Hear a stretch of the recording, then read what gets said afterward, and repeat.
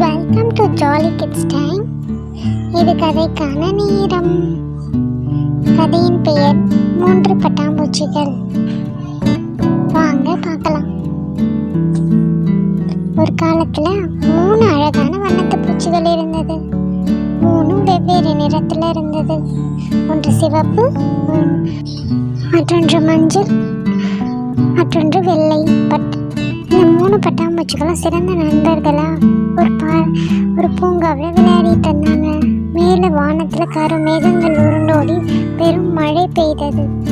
அப்போது பூக்கள் காய்ந்திருக்க இடம் தேட ஆரம்பித்தார்கள். மூன்றையும் பெரிய மனமில்லாமல் ஒரு அழகான வெள்ளை லில்லி தனியா வளர்ந்துட்டு இருந்துச்சு.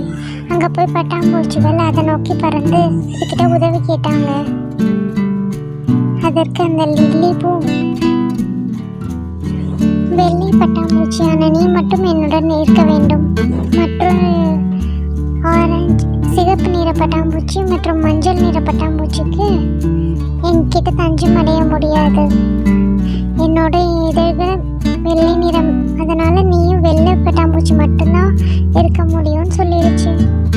பட்டாம்பூச்சிகள் அதற்கு பதிலாக இன்னொரு டூலிப் பூ இருந்தது, அதுக்கிட்ட போய் உதவி கேட்டது.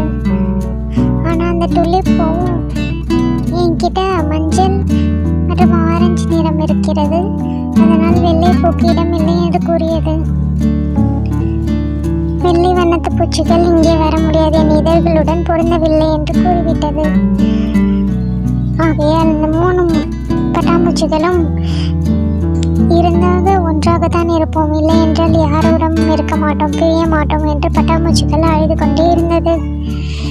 அதை மேலிருந்து பார்த்த சூரியனும் இவர்கள் நண்பர்கள் ஒற்றுமையை கண்டு 2 மேகங்களை விலக்கி மழையை விரட்டியது. கதையின் கருத்து: ஆபத்து காலத்தில் நண்பர்களை தனியே விடவும் கூடாது, ஒற்றுமையை வெல்லும் என்பதே கதையின் கருத்து.